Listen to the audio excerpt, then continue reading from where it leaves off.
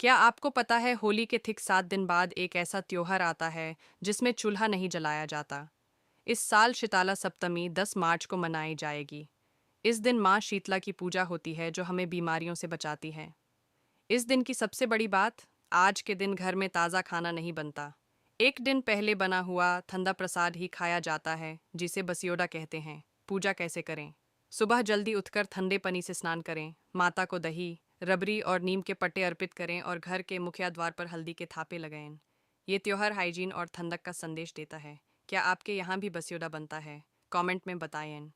प्राचीन काल से ही शीतला सप्तमी का व्रत रोगों से मुक्ति और परिवार की सुख शांति के लिए किया जाता है। इस दिन माता को बासोद्धा यानी बासी भोजन का भोग लगाया जाता है। एक गांव में एक वृद्ध महिला अपनी दो बहुओं के साथ रहती थी। शीतला सप्तमी के दिन पूरे परिवार को माता का व्रत रखना था और नियम के अनुसार एक दिन पहले बना हुआ ठंडा भोजन, बासी भोजन ग्रहण करना था। दोनों बहुओं के मन में विचार आया कि ठंडा खाना खाने से वे बीमार हो सकती हैं या उन्हें स्वाद नहीं आएगा। अपनी लालसा के कारण उन्होंने सास से छुपकर रसोई में ताज़ा और गर्म खाना बना लिया।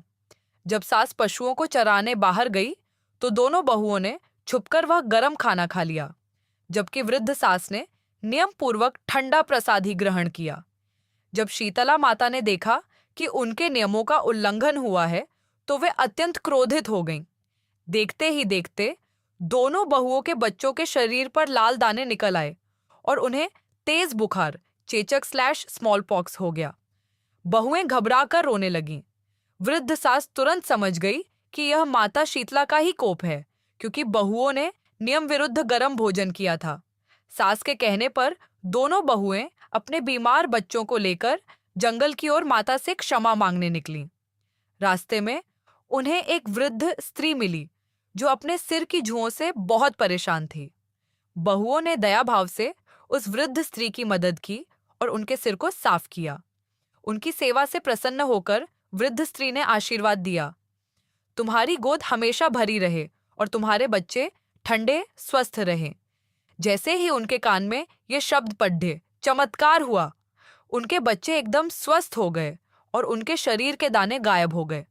बहुएं समझ गईं कि वह वृद्ध स्त्री स्वयं माता शीतला थीं। उन्होंने माता के चरणों में गिरकर अपनी भूल की क्षमा मांगी। तब से पूरे गांव में शीतला सप्तमी पर बासोद्धा मनाने और ठंडा खाना खाने का रिवाज पक्का हो गया।